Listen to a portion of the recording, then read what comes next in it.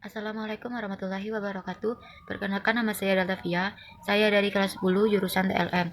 Saya ingin melaporkan tentang teknologi laboratorium medik pengajaran proyek daring. Surah An-Anfal ayat 70. A'udzu billahi minasyaitonir rajim. Bismillahirrahmanirrahim. Innal ladzina amanu wa hajaru wa jahadu bi amwalihim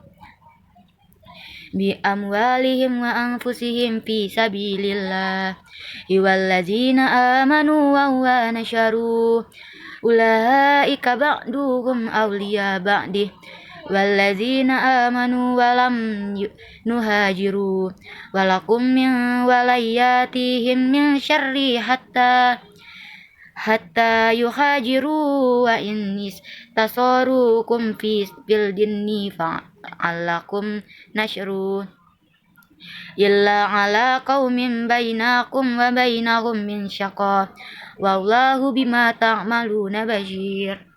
Artinya, sesungguhnya orang-orang yang beriman dan berhijrah serta berjihad dengan harta dan jiwanya pada jalan Allah dan orang-orang yang memberikan tempat kediaman dan pertolongan kepada orang-orang muhajirin. Mereka itu satu sama lain melindungi dan terhadap orang-orang yang beriman, tetapi belum berhijrah. Maka tidak ada kewajiban sedikit pun atasmu melindungi mereka sebelum mereka berhijrah. Akan tetapi, jika mereka meminta pertolongan kepadamu dalam urusan pembelaan agama, maka kamu wajib memberikan pertolongan kecuali terhadap kaum yang telah ada perjanjian antara kamu dengan mereka, dan Allah Maha melihat apa yang kamu kerjakan. Bab 1. Pendahuluan. Latar belakang masalah. Laboratorium merupakan salah satu perencanaan pendidikan yang dapat digunakan sebagai tempat berlatih para peserta didik dalam memahami konsep-konsep dengan melakukan percobaan dan pengamatan. Dengan demikian, laboratorium merupakan bagian yang integral tak dapat dipisahkan dari satu pengajaran di dalam kelas. Keberadaan laboratorium diperlukan untuk memberikan pengalaman langsung dari aplikasi teori yang diterima melalui kegiatan laboratorium atau praktikum untuk menunjang kegiatan belajar mengajar di kelas. Bahasa Inggrisnya ada di bawah. Berkaitan dengan hal di atas, maka peranan laboratorium menjadi sangat penting, karena laboratorium merupakan pusat proses belajar mengajar untuk mengadakan percobaan, penyelidikan atau penelitian dalam perkuliahan. Dengan demikian, laboratorium mempunyai fungsi sebagai tempat kegiatan pengunjung dari kegiatan kelas, atau sebaliknya, kegiatan kelas menjadi pengunjung kegiatan laboratorium. Dilihat dari fungsinya, pertama, laboratorium menjadi tempat bagi pendidik untuk mengenalami konsep, pengembangan metode, pembelajaran, perkaryaan, pengetahuan, dan keterampilan, dan sebagainya. Kedua, sebagai tempat bagi peserta didik untuk belajar memahami, mengembangkan keterampilan, dan mengaplikasikan teori yang telah didapatkan waktu pembelajaran di dalam kelas.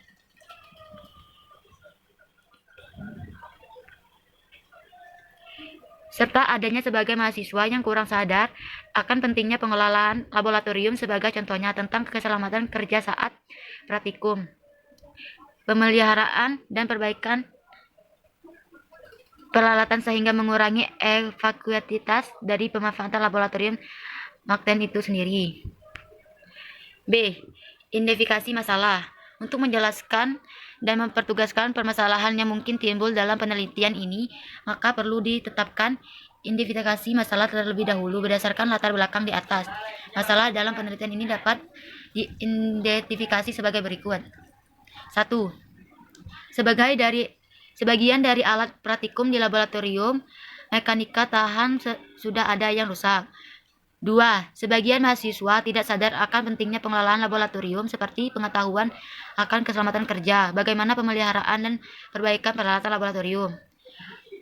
Kurang adanya rasa tanggung jawab mahasiswa dalam menjaga fasilitas pengunjung di laboratorium Mektan. C. Perumusan dan pembatasan masalah.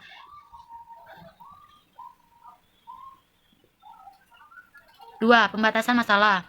Mengingat begitu banyak dan luasnya permasalahan, maka dalam penelitian ini perlu adanya pembatasan masalah. 1. Pengelolaan laboratorium ditunjukkan dari persepsi mahasiswa. 2.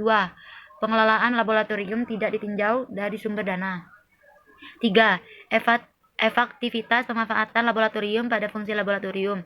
4. Sebagian acuan dalam pengelolaan laboratorium, peneliti mengacu pada peraturan materi Pendidikan Nasional Nomor 24 Tahun 2007 yang mengatur mengenai saran dan pelaksanaan sekolah menengah kejurusan khususnya laboratorium.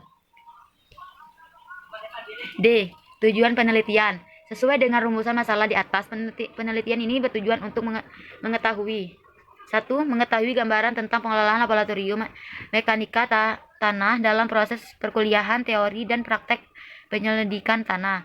2. Mengetahui gambar tentang efektivitas pemanfaatan laboratorium mekanika tanah dalam proses perkuliahan teori dan praktek penyelidikan tanah.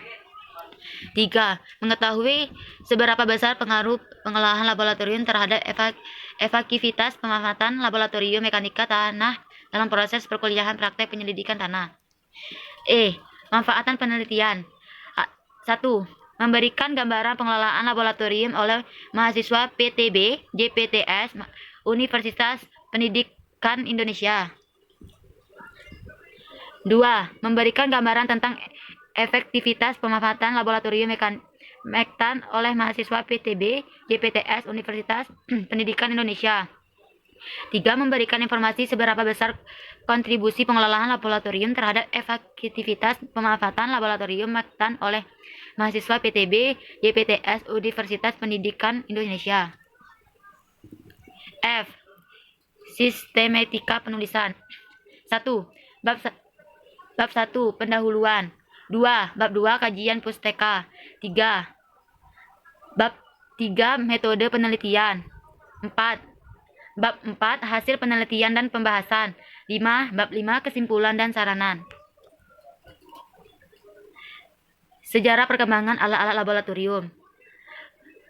Laboratorium dan sejarah penggunaan dalam pendidikan. Laboratorium dapat dianggap sebagai tempat di mana studi eksperimental dengan berbagai penelitian dengan perangkat dan analisis serta pengamatan dilakukan.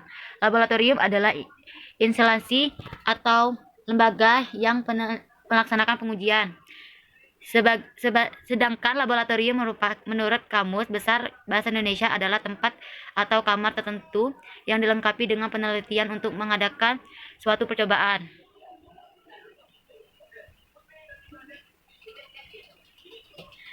Struktur organisasi laboratorium dan memahami aturan tata tertib laboratorium. Struktur organisasi laboratorium melingkupi Kepala Sekolah, WKSek Kurikulum, Wakasek Sarana dan Prasarana, Koordinator Lab Sekolah, Koordinator Lab IPA, Guru IPA, Laboratorium, Laboran, Teknisi. Aturan tata tertib laboratorium. A. Tata tertib untuk siswa. 1. Siswa tidak diperkenalkan masuk ke ruang laboratorium tanpa izin guru atau laporan. 2. Siswa tidak diperkenalkan membawa makanan atau minuman ke ruang laboratorium kecuali untuk praktikum. Siswa dilarang makan dan minum di ruang laboratorium.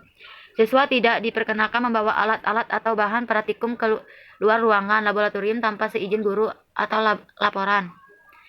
4. Siswa dilarang mencoret-coret bangku atau ruang laboratorium. 5. Alat-alat atau bahan praktikum harus digunakan sesuai dengan petunjuk penggunaan atau sesuai ajaran guru. 6. Dalam melakukan praktikum, hendaknya digunakan bahan yang seminim mungkin atau secukupnya. B. Tata tertib untuk guru. 1. Guru wajib mengisi form pemakaian ruang laboratorium dan form peminjaman alat dan bahan yang sudah disiapkan oleh laporan. 2. Guru harus selalu mengawasi siswa yang sedang melakukan percobaan atau praktikum dan tidak sekali-kali meninggalkannya. 3. Guru harus mampu menguasai penggunaan alat atau bahan praktikum dengan benar. Alat-alat pelindung diri dari laboratorium. Pelindung tubuh. Pelindung tubuh ketika bekerja di dalam laboratorium diharapkan menggunakan pelindung tubuh. Hal ini dimaksud untuk melindungi tubuh dari tumpahan bahan kimia atau api sebelum mengenai kulit pemakaiannya. Pelindung tubuh terdiri dari boiler suites. 2. Pelindung mata. Ketika bekerja di dalam laboratorium diharapkan menggunakan pelindung mata. Hal ini maksud untuk melindungi mata dari kecelakaan sebagai akibat dari tumpah bahan kimia, uap kimia, dan radiasi. Secara umum, pelindung mata terdiri dari Kacamata pelindung atau kacamata stafet. Pelindung kepala. Ketika bekerja di dalam laboratorium diharapkan menggunakan pelindung kepala. Hal ini dimaksud untuk melindungi kepala dari kecelakaan laboratorium seperti terbakar oleh benda-benda yang terjatuh atau terlempar, risiko kepala terjeduk, rambut terlilit, dan lain-lain. Contoh alat pelindung kepala dalam helm pengaman. Pelindung wajah. Ketika bekerja di dalam laboratorium diharapkan menggunakan pelindung wajah. Hal ini dimaksud untuk melindungi wajah dari kecelakaan kerja seperti terkena pecahan bahan-bahan kimia atau celakaan lainnya. Pelindung wajah ini merupakan pelindung yang terdiri dari yang lain karena melindungi diri hampir sama dengan melindungi mata, tetapi lebih spesial. Pelindung kaki. Ketika bekerja di dalam laboratorium diharapkan menggunakan pelindung kaki. Hal ini dimaksud untuk melindungi kaki dari basah, elektromotif, buoyed up, terpeleset, terpotong dan tersusuk, benda terjatuh, terpincik zat kimia dan besi. Abrasi.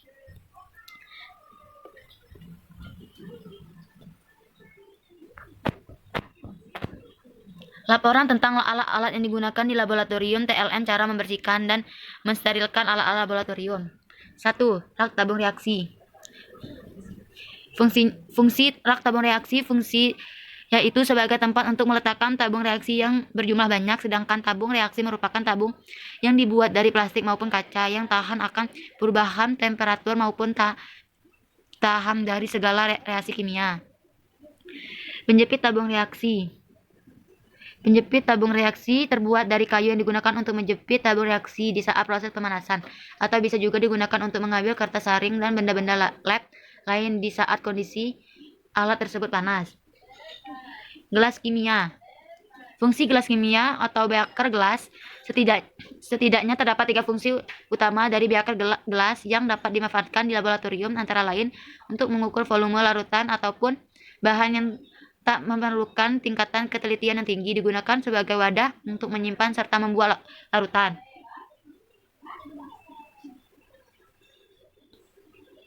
Empat labu ukur.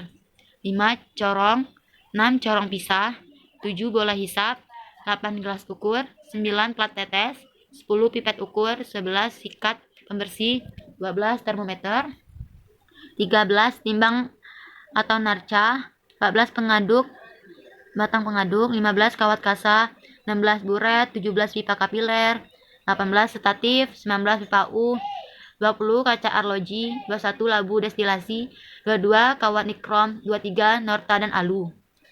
Deskripsi alat-alat yang digunakan untuk pemisahan campuran. Pemisahan campuran dapat dilakukan dengan berbagai cara. Hal ini tergantung dari zat-zat yang menyusun satu campuran tersebut. Zat campur itu adalah materi yang tersusun dari 2 buah zat murni atau lebih dan masih memiliki sifat-sifat yang asli. Dalam kehidupan sehari-hari, kita memang banyak sekali zat campuran seperti udara yang memang terdiri dari oksigen, nikrom, uap air, dan lainnya sebagainya. Alat yang digunakan seperti niflates, dekantasi, evaporasi. Menjelaskan penggunaan alat-alat laboratorium dengan menggunakan deskripsi teks. Pipet bola digunakan untuk menyedot dan mengeluarkan larutan. Tanda S pada pipet bola digunakan untuk menyedot larutan, dan tanda X digunakan untuk mengeluarkan cairan, sedangkan tanda A digunakan mengembalikan bentuk tengah pipet bola berbentuk aslinya. Cara penggunaan pipet bola dan menekan rambu tadi. Tabung reaksi digunakan untuk reaksi sejumlah kecil zat kimia yang sebagian memiliki diameter 1 cm dan tinggi 4 cm. Kondensor digunakan untuk menganalisis lemak protein. Cara kerja kondensor dihubungkan dengan soft flake dan fat flake. Burat terbuat dari kaca yang terdiri dari tabung panjang dan bagian bawah ditutup dengan keran yang berfungsi untuk mengatur keluarnya cairan. Alat ini digunakan untuk melakukan titrasi. Termometer berfungsi untuk mengukur suhu. Cara penggunaannya adalah dengan meletakkan termometer pada suatu benda yang akan diukur suhunya. Piring porsen digunakan untuk menganalisis kandungan abu suatu produk makanan. Cara pemakaiannya adalah dengan memasukkan sampel produk ke dalam cangkir keramik, memasukkan ke dalam muffle, menyalakan 1000 cc. Perhatikan sampel dengan penjepit lubang jika ternyata abu lepas dan motivasi muffle. Erlenmeyer sebenarnya termasuk dalam abu ukur. Erlenmeyer digunakan untuk tempat zat untuk diditasi. Ukurannya berkisar dari 50 mm hingga 4 liter. Gelas ukur digunakan untuk mengukur atau mengambil cairan dengan kepadatan kira-kira jumlahnya antara 10 mm sampai 2 liter. Beaker gelas mempunyai fungsi untuk sebagai alat ukur walaupun memiliki ukuran, akan tetapi beaker gelas untuk disebut juga beaker gelas digunakan sebagai tempat larutan dan juga dapat digunakan untuk memanaskan atau menguapkan satu larutan. Untuk gelas beaker gelas adalah 50 mm untuk 6 liter. Ada beberapa jenis labu ukur, misalnya alas datar dan labu ukur alas bulat. Ukuran labu ukur terdiri dari 50 mm untuk 4 liter. Labu ukur digunakan sebagai tempat zat untuk dilasi, gondok, atau pipet volume. Pipet transfer volume digunakan untuk menghilangkan volume cairan tertentu dengan akurasi yang lebih tinggi daripada gelas ukur. Pipet ini memiliki ukuran 2 mm hingga 25 mm. Pipet digunakan untuk memindahkan larutan dalam skala kecil. Pipet tidak memiliki ukuran bahannya sangat tipis sehingga mudah pecah. Picnometer sebagai bentuk seperti Erlenmeyer, tetapi lebih kecil dan memiliki penutup. Alat ini digunakan untuk mengukur massa jenis. Ada dua jenis spatula, yaitu spatula kaca dan spatula logam. Spatula kaca berfungsi untuk memecahkan larutan, sehingga spatula logam berfungsi untuk mengambil larutan untuk mengaduk larutan. Shocklet berfungsi untuk menganalisis lemak jika dikombinasikan dengan labu lemak dan kondensor. Kesimpulan, kita dapat mengetahui alat-alat yang ada di laboratorium serta fungsi dari masing-masing alatnya, serta kita mengetahui alat-alat pelindung diri di laboratorium, serta kita dapat mengingatkan kawasan dan pengetahuan kita. Sekian dari saya. Terima kasih. Assalamualaikum warahmatullahi wabarakatuh. Thank you.